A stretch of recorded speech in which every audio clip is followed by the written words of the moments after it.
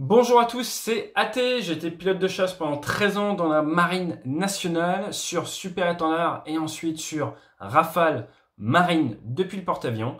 Aujourd'hui, l'objectif de cette vidéo, c'est quoi? C'est d'analyser le combat aérien qui est très connu sur la toile, qui a eu lieu en 2009 entre un Rafale de l'armée de l'air et un F-22 Raptor de l'US Air Force dans le cadre d'un exercice aux Émirats Arabes Unis. Je n'étais pas en unité à ce moment-là. La vidéo qu'on va utiliser est une vidéo source ouverte que j'ai retrouvée sur internet. Mais on va analyser tout ça quasiment image par image.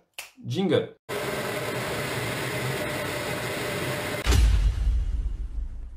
ATLC, ça veut dire Advanced Tactical Leadership Course. C'était un stage particulier autour du salon de Dubaï fin 2009 aux Émirats Arabes Unis, dans le Golfe Persique. Un endroit où il fait généralement assez chaud. Heureusement, c'était pendant l'hiver, donc les températures étaient plus basses, ce qui est une meilleure performance au niveau des avions. Avions et haute température, ça va pas bien ensemble, surtout quand c'est des avions à réaction. TLC, c'était un grand exercice avec des avions émiratis, jordaniens, du F-16, du Typhoon britannique. Et en marge de tout ça, en marge de ces gros vols tactiques, où des fois on peut avoir plusieurs dizaines d'appareils qu'on appelle des COMAO, Combined Air Operations, des opérations aériennes combinées, puis en marge de ces gros vols tactiques pour permettre à tout le monde de mieux travailler ensemble et d'apprendre à se connaître, on fait ce qu'on appelle des shadow waves, des vagues dans l'ombre, et ce sont des vols plus de BFM, Basic Fighter Maneuver, c'est du 1 contre 1, d'ACM, Air Combat Maneuvering, du 2 contre 1, et dans ce cas particulier, Rafale contre F-22, c'est ce qu'on va appeler une DACT, D-A-C-T, pour Dissimilar Air Combat Training. C'est un vol de DACT en marge des grosses opérations de l'ATLC. Comme tout exercice, il y a deux grandes choses à prendre en compte. La première, ce sont les ROEs, Rules of Engagement, les règles d'engagement. Quelles étaient les règles d'engagement pour ce vol de TACT Rafale contre F-22? Je ne les connais pas, elles sont sûrement même classifiées, mais il semblerait qu'au niveau des règles d'engagement, ce soit du guns only, seulement du canon, par droit d'utilisation de missiles Fox 3 électromagnétiques, longue portée, AMRAAM pour les Américains, MIK-EM pour les Français, pas droit non plus au Fox 2, missile infrarouge, plus courte portée, AIM-9M à l'époque, X-Ray maintenant pour les Américains et le F-22, Mikaïr pour les Français, et à l'époque on avait également le Magic 2, missile autoguidé d'interception et de combat, qu'on utilise toujours sur certains Mirage 2000, que j'ai eu la chance de tirer à l'époque en Super Étendard. Non, on va se concentrer apparemment lors de ce vol sur du canon seulement, canon de 30 mm pour le Rafale, 125 obus maximum possible, des obus de 480 grammes chacun, c'est assez puissant, cadence de feu très puissante, et les Américains qui ont eux également, mais des calibres un peu plus petits. Règles d'entraînement, les training rules. On ne fait pas n'importe quoi à l'entraînement. On a un plancher de combat qui apparemment était de 5000 pieds, 1500 mètres d'altitude, quasiment de hauteur dans l'endroit où il vole, une différence entre hauteur et altitude. Hauteur, c'est votre hauteur directement par rapport au sol. Votre altitude, c'est par rapport au MSL, Mean Sea Level, le niveau moyen de la mer. Alors, ça fait beaucoup d'anglicisme, je sais, je m'en excuse. Si vous vous intéressez de près ou de loin à l'aviation, eh bien, il y a des anglicismes partout. La raison étant qu'on travaille tous sur une seule planète, que c'est l'anglais le langage aéronautique, que pour l'aviation de combat, on utilise l'anglais. Vous doutez bien qu'à ATLC, ils n'ont pas tout fait en français, ni en arabe, non, ils ont fait de l'anglais. Donc on a des textes, on a d'un vocabulaire spécifique aéronautique pour permettre à tout le monde de se comprendre, et c'est en anglais, même quand on est entre français. Et accessoirement, dans la marine française, nous sommes formés par la marine américaine. J'ai eu mes Wings of Gold, ma formation de pilote de chasse pendant 26 mois aux États-Unis. Donc on garde et on utilise une multitude d'anglicismes au quotidien. Rajoutez à ça le fait que moi je suis maintenant pilote de ligne en Amérique du Nord basé à Toronto. Je travaille en anglais. Mon entreprise est anglaise basée en Angleterre. Donc j'ai beaucoup de mal à tout vous traduire. J'essaye néanmoins de tout vous mettre en français derrière. Si j'en oublie, n'hésitez pas à me poser la question dans les commentaires, j'y répondrai. Mais ne me dites pas, mon Dieu, c'est affreux, a fait des vidéos en français. Je ne peux pas vous faire une vidéo sur l'aviation de combat entre un F-22 du US Air Force et un Rafale de l'armée de l'air, le tout à Al Dafra, sans aucun anglicisme. Et je le refuse parce que sinon, c'est pas expliquer aux gens que dans l'aérien, il faut parler anglais.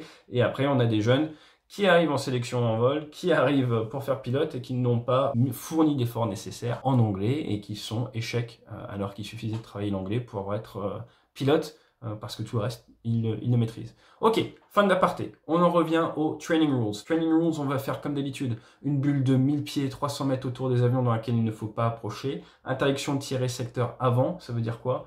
J'ai l'élément F-22 qui arrive en face à face avec mon Rafale, il n'a pas le droit de tirer dans le secteur avant parce que le risque de faire ce qu'on appelle de la target fixation, de fixer trop de son objectif et de le percuter est trop grand. Donc interdiction de tirer secteur avant. Et ensuite, on va avoir les critères pour annoncer un kill. Les critères, temps de paix pour annoncer un kill. Les critères généralement utilisés, c'est quoi? Un Fox 2, donc un tir de missile infrarouge dans une position très arrière. Ça peut être un Piper on tracking. Vous avez l'accrochage radar, vous avez vos capteurs qui sont verrouillés sur l'adversaire et pendant plusieurs secondes, vous êtes avec vos réticules, canons, sur l'adversaire et vous appuyez sur la gâchette. Jamais oublier d'appuyer sur la gâchette. Si vous n'appuyez pas sur la gâchette, no claim, no kill, vous ne pouvez pas annoncer votre tir, vous n'avez pas appuyé, c'est dommage. Vous étiez en bonne position, mais vous n'avez pas appuyé, donc ce n'est pas valide, le tir n'est pas valide. Le bon chasseur, c'est un gars, bon, ben, il a un fusil, il voit un truc qui bouge, il tire. Ensuite, pour ce qui est du snap, un petit passage rapide au niveau des obus. L'adversaire traverse votre flux d'obus fictif. Encore une fois, il faut appuyer sur la gâchette.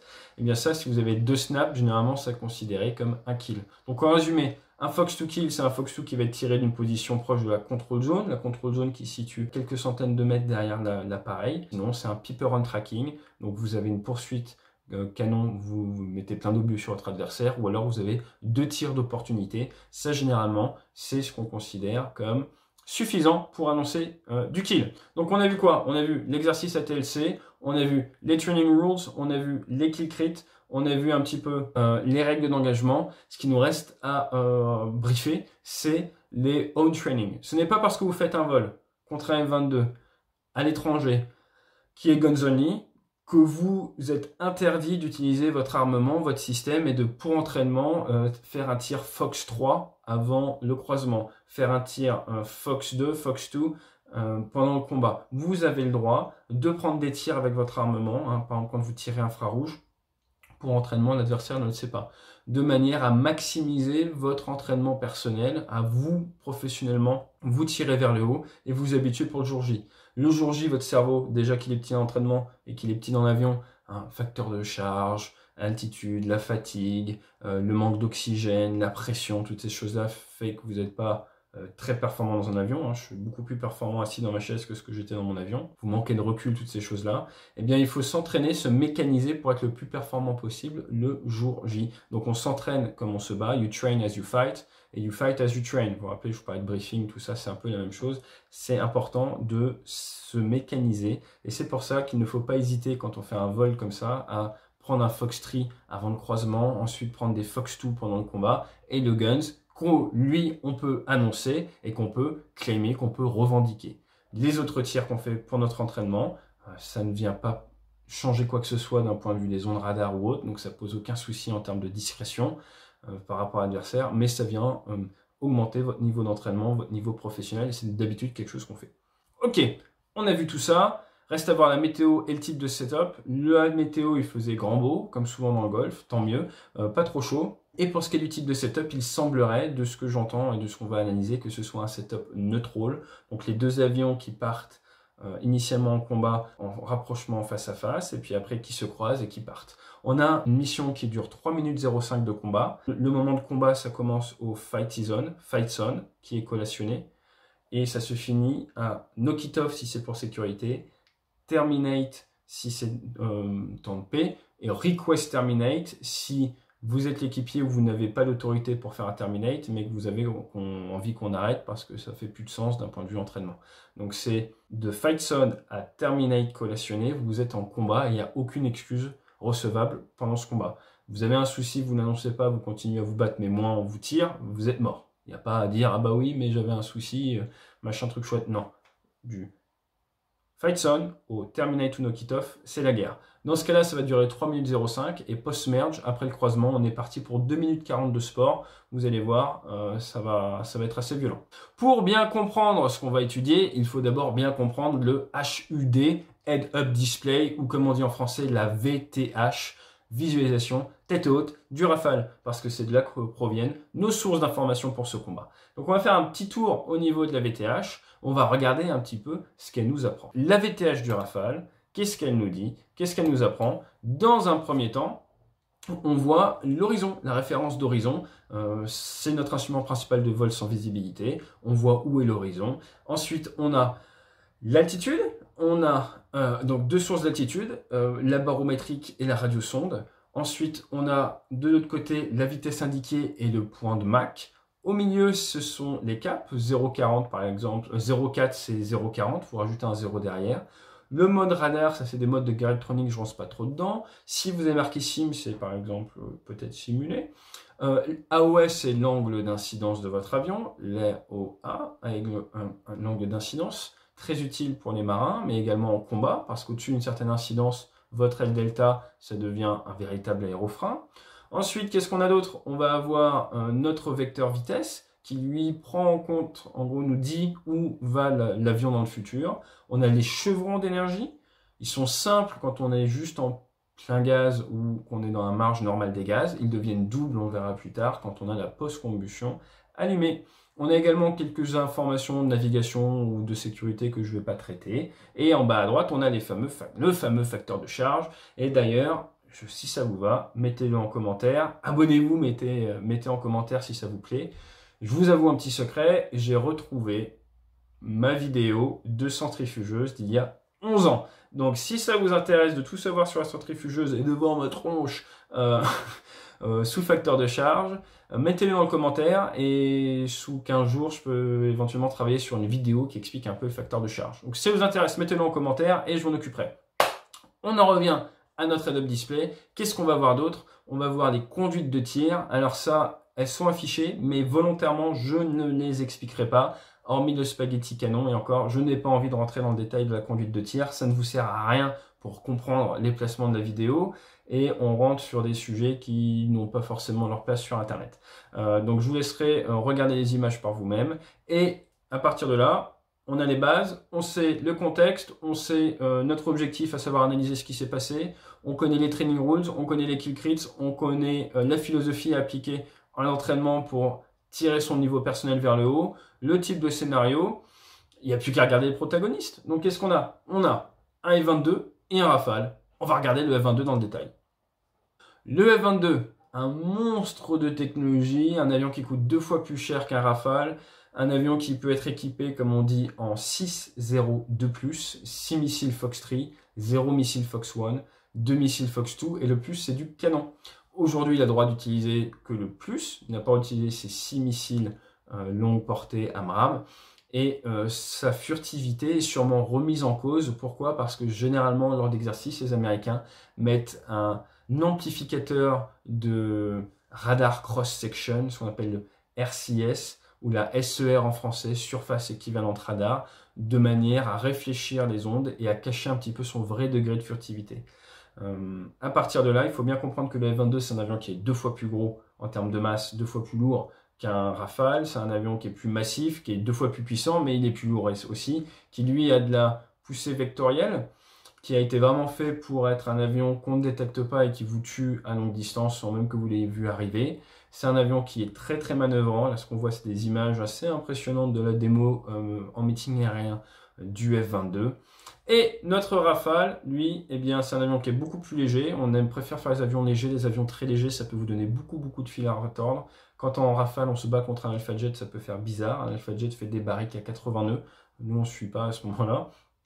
Et on est en 4.02+, 4 Fox 3 des Mika EM, 0 Fox 1. Missile semi-actif, on n'en a pas. Et on est sur 2 Fox 2, donc c'était à l'époque du Magic 2 et maintenant du Mika hier, et bien sûr le canon.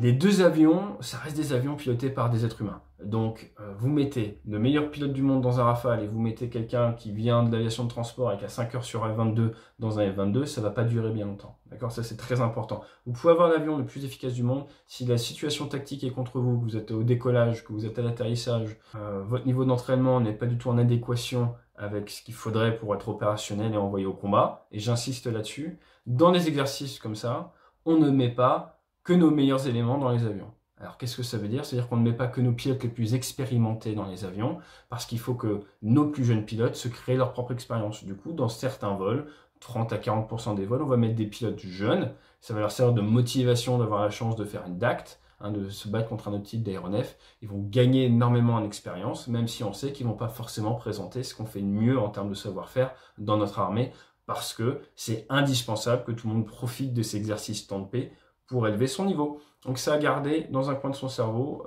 surtout avec les images qu'on va voir derrière. Si vous n'avez pas de questions, comme on dit, 2 for taxi, c'est ce qu'on disait sur T45.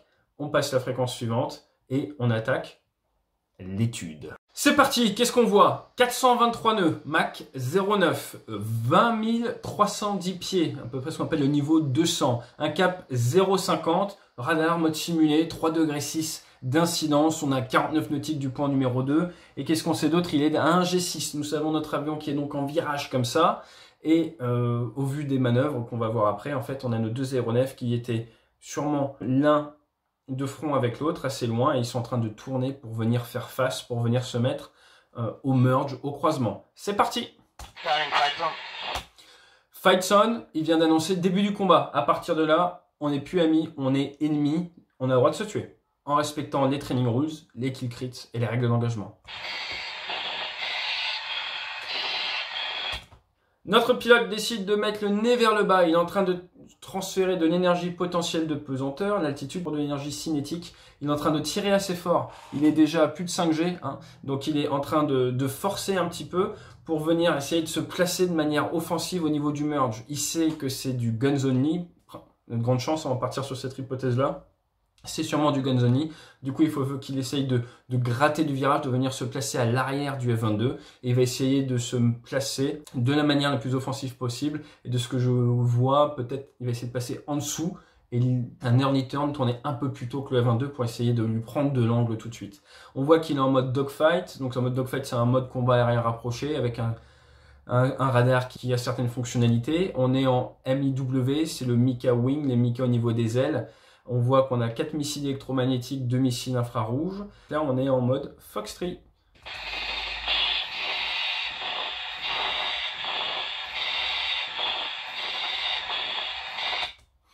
On a un accrochage de l'adversaire. On est maintenant un peu moins de 10 km de distance. On est aux alentours des 7 km de distance. On voit que nos systèmes embarqués, il y en a une multitude, je ne vais pas entrer dans le détail des senseurs, des capteurs qui ont accroché le F-22. Il vient essayer de manœuvrer pour se placer de la manière la plus offensive possible. Là, on pourrait très bien mettre un Fox-3, un tir électromagnétique, sur le F-22 pour entraînement, mais également aussi, tant de guerre, ça pourrait faire peur ou même ça pourrait y aller.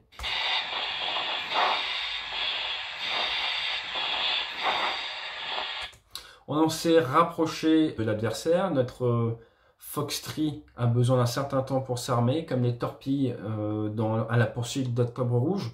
Je vous laisse aller regarder cet excellent film issu du scénario de Tom Clancy. Donc en fait, c'est de loin, on va faire du Fox-3, quand on se rapproche du Fox-2, quand on est très proche du Fox-1. Donc il faut au fur et à mesure adapter son armement à la distance de l'adversaire. Vous êtes très très loin d'un adversaire, vous prenez un field sniper, vous entrez dans un champ où l'adversaire est là, vous allez peut-être prendre un M16 ou quelque chose comme ça, ou un FAMAS. Vous rentrez dans un bâtiment, peut-être qu'un fusil à pompe c'est pas mal, vous êtes au corps à corps, arme de poing ou un couteau. On adapte son armement, regardez les forces spéciales, ils viennent changer d'armement en fonction des zones, en fonction des pièces, en fonction de la distance de l'adversaire. C'est exactement pareil en aviation de combat. Là, ce qu'on vient de voir clignoter, c'est la croix de dégagement. En gros, c'est une croix qui vient vous dire « Ouh, attention, tu risques de percuter ta cible, fais très attention, elle est très très proche. » On est à un certain nombre de secondes de l'impact. Là, c'est bizarre, il annonce Talio. Talio, ça veut dire quoi? Ça veut dire je vois l'adversaire. Il annonce ça au moment là où ils sont à moins d'un kilomètre d'écart, ils sont très très proches. Pourquoi c'est bizarre? Je pense que c'est son cerveau qui lui joue un peu des tours, sa charge de travail est extrêmement élevée, il est un peu saturé d'un point de vue cognitif. Et il a l'habitude en France, on commence nos combats canons au merge et on annonce Fight Zone généralement au merge. Donc on est habitué à annoncer quelque chose quand on croise l'adversaire. Là, il est en train de croiser l'adversaire, ça lui fait bizarre d'avoir rien à annoncer. Par automatisme, il a dû annoncer j'ai visuel de toi, j'ai le tally de toi. Mais pourquoi je vous dis que c'est bizarre? Parce que il n'aurait pas pu passé toutes ces altitudes, hein. Il est descendu de 20 000 pieds à 12 000 pieds, il a quasiment descendu de 3 000 mètres en altitude. Il n'avait pas le droit, avec les règles d'entraînement qu'on utilise d'habitude, de changer d'altitude s'il n'avait pas le visuel, le tally sur l'autre aéronef. Donc je pense qu'il avait le tally, surtout vu comme il manœuvre sur l'autre aéronef. Néanmoins, par habitude, voilà, vous voyez, c'est assez intéressant pour être pilote de chasse qualifié. Très grosse saturation à ce moment-là, très gros stress. Quand on a F-22 en face, on fait pas ça tous les jours. C'est que c'est les premiers vols contre les F-22 de tous les temps. Donc on voit clairement qu'en termes de charge cognitive, il est au taquet. Là, Relistic qui s'affiche parce qu'il tire au maximum sur le manche. On a quand même du bon facteur de charge qui s'affiche. On est dans les 7G. On est toujours en Fox-3. Donc là, on est clairement avec un fluid sniper dans du close quarter. Donc on est avec un fluid sniper en train d'essayer de nettoyer des pièces dans un bâtiment. En termes de vitesse, on est à Mach, j'ai l'impression que c'est du 0,91, 90, c'est ça, 91, 90. Je veux dire, il est très légèrement sur le bord rapide, de manière à bien pouvoir max performer l'avion. Et là, il est parti pour un virage. Il lève un petit peu le nez, il part de manière très agressive dans le plan pour essayer de rapidement tout dégrader pour avoir une opportunité de tir la plus rapide possible. Il essaye de mettre son nez le plus rapidement possible sur l'adversaire. Donc là, il tire très fort. Petite séance de sport.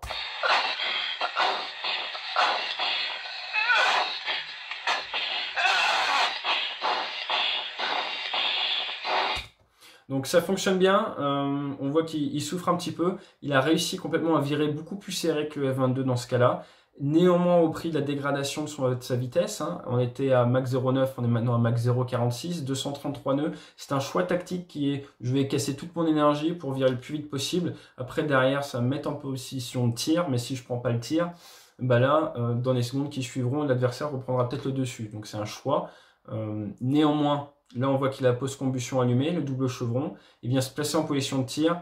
À cet instant précis, il est toujours en Fox 3. S'il était passé en Fox 2, là, il a une opportunité de tir. À l'instant présent, après seulement 180 degrés de virage, là, déjà, il est dans une position qui lui permet d'abattre le F-22. Mais en termes de switchologie, en termes d'interface homme-système, il n'a pas fait ce qu'il devait faire. Il n'est pas dans la bonne conduite de tir. Il a toujours son fusil de sniper, alors que l'adversaire est à 3 mètres devant lui. Ce qui est pas l'idéal. Là, il change le mode radar pour acquérir plus rapidement l'adversaire. Donc, c'est un autre type de mode radar qui, vous voyez, fonctionne de suite. On a un accrochage à la fois infrarouge et un radar sur l'adversaire, mais on est toujours avec notre fusil sniper, toujours en Fox 3. Et là, en fait, on est trop proche pour pouvoir ouvrir le feu.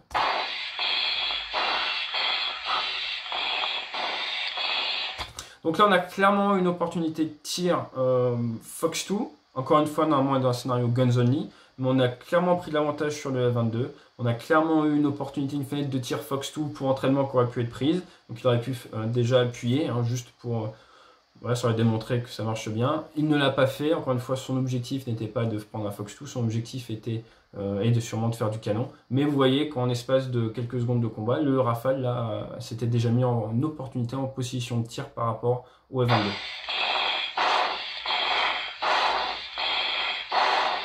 Là, ce qu'il décide de faire, parce qu'il est en train de refermer, il faut faire ce qu'on appelle du lag, il faut venir se replacer derrière l'adversaire. Et pour ça, il ne faut pas être constamment à mettre le nez dessus. Il faut de temps en temps, comme j'expliquais dans la vidéo de Dogfight, de temps en temps, il faut venir s'éloigner. Là, il est monté pour pouvoir mieux reprendre l'offensive, pour mieux se placer par rapport à sa contre-zone. Donc, on était à 500 nœuds il y a quelques secondes. On est maintenant à 147 nœuds. Post-combustion allumée, donc vous voyez, il a vraiment beaucoup tiré sur l'avion, beaucoup dégradé. On est à moins d'1 km de l'adversaire avec nos senseurs dessus, 29 degrés d'incidence, donc on est vraiment en train de tirer sur l'avion à 5000 mètres d'altitude. Et là, erreur quasi inexplicable de notre camarade F-22. Le F-22 qui, dans un premier temps, après le merge, était parti en virage, a continué son virage. On a réussi à venir se mettre offensif sur lui. Là, on est monté, il continue son virage. On est monté et là, il a fait l'erreur, la plus grosse erreur du monde. Il a renversé parce que notre F-22 tournait dans ce sens-là tout à l'heure. Et maintenant, bah, il tourne dans l'autre sens. Ce qui se fait que, de manière instantanée, notre pilote tout à l'heure a peut-être pas l'opportunité de prendre un Fox 2 parce qu'il était resté en Fox 3. Là, il a changé d'armement. Il est maintenant en Fox 2 à bonne distance Fox 2. Et il fait quoi? Vous voyez, shoot. Et il appuie sur les triggers. Donc, il fait officiellement un tir Fox 2 qui est quasiment dans les deux. Il faudrait affiner, qui est quasi dans les critères de Fox to Kill, juste en limite. et qui va lui permettre donc d'envoyer un Mika, un missile infrarouge sur l'adversaire. Donc là, on voit qu'il y avait left et right, il y avait 2 missiles infrarouges, il n'y en a plus qu'un. Le tir est donc valide, le tir est bien parti. Seul moyen pour le F-22 à ce moment-là de tracher, comme on dit, de faire louper le missile, c'est d'annoncer flares à la radio ou de tirer des vrais flares, des leurres infrarouges. Il n'annonce pas flares, mais on ne sait pas en fait. Ce que j'ai oublié de vous préciser, c'est qu'on n'entend pas les communications de l'américain. Donc il y a plein de choses qu'on ne peut pas savoir. Peut-être que l'américain annonçait flares à ce moment-là, ce qui rendrait le tir Fox 2 invalide à ce moment-là. Annonce ce qu'on appelle un claim du pilote. On a dit tout à l'heure qu'on s'attendait à ce que ce soit un combat guns only. Par habitude, il l'a annoncé. Ça pose aucun souci. Et l'autre pilote, au contraire, a un peu plus d'informations sur les conduites de tir, j'ai envie de dire, du Rafale. Tiens, bah dans ce cas-là, il peut me tirer. Good to know. Je vais le dire à mes chefs, je vais le dire aux officiers intelligence en retour.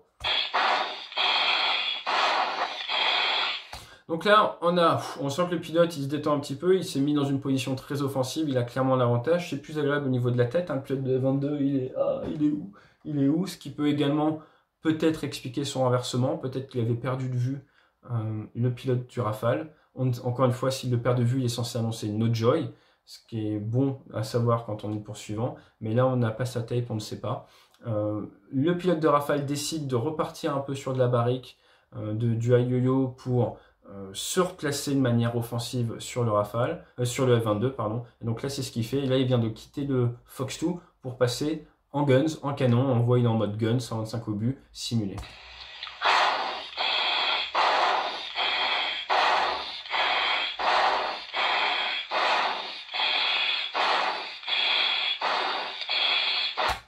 Alors là, on voit bien le F-22 qui passe en dessous. Donc là, on n'arrive clairement pas au-dessus. On est très haut par rapport à lui. Et là, ce qu'il faut, on s'attend à ce que ce soit du roller. Donc chacun part dans le plan vertical, fait une sorte de grande barrique. Le 22 est très puissant, donc il faut s'en méfier dans ces cas-là. Mais le but du jeu, ça va être de ne surtout pas se mettre dans un cône au niveau de son nez, de bien se décaler dans le plan vertical et dans le plan horizontal aussi. Et d'essayer de se placer, de manœuvrer pour essayer de rester derrière, garder cette position offensive.